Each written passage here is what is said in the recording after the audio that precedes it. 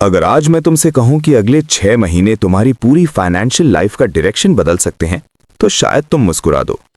ध्रुव भी मुस्कुरा दिया था, क्योंकि उसके लिए फाइनेंशियल फ्रीडम सिर्फ यूट्यूब टाइटल्स और इंस्टाग्राम रील्स तक ही लिमिटेड थी। ध्रुव एक नॉर्मल मिडिल क्लास लड़का था, ना कोई जनरेशनल वेल्थ, ना कोई बैकअप प्लान। महीने के स्टार्ट में सैलरी आती थी और महीने के एंड तक उससे पहले ही चली जाती थी। सपने बड़े थे, पर बैंक बैलेंस हमेशा उनसे छोटा रहता था। ध्रुव की जिंदगी का रूटीन सिंपल था, सुबह जॉब, शाम थकान और रात को फोन पर दूसरों की सक्सेसफुल लाइफ देखना।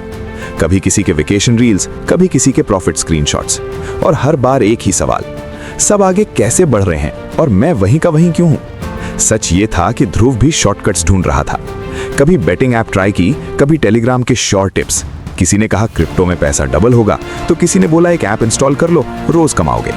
पैसे गए, कॉन्फिडेंस गया और सेल्फ डाउट रह गया।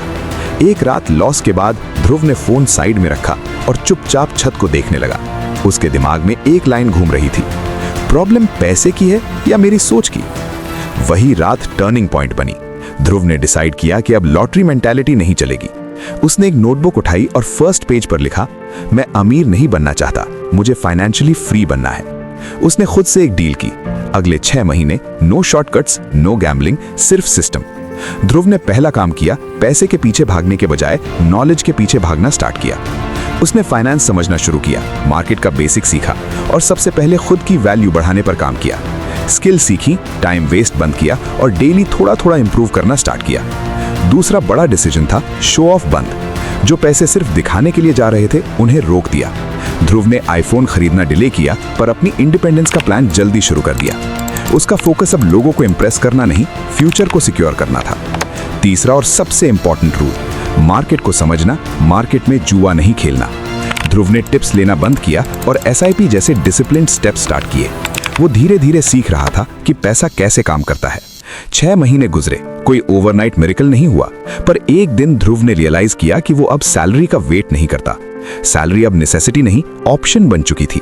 साइड इनकम स्टार्ट हो चुकी थी। फर्स्ट टाइम उसके अकाउंट में 1 लाख से ज्यादा सेविंग्स थी। EMI का प्रेशर कम हो गया था और सबसे बड़ी बात, उसे मार्केट से डर लगना बंद हो गया था। एक शाम ध्रुव ने वही नोटबुक दोबारा खोली। पहले पेज पर लिखा था, मैं कब फ्री होऊंगा। उसने पेन उठाया, थोड़ा सोचा और नीचे लिख दिया, मैं ऑलरेडी हूं। ध्रुव करोड़पति नहीं बना, उसकी लाइफ कोई मूवी नहीं बनी, लेकिन वो फाइनेंशियली फियरलेस बन चुका था।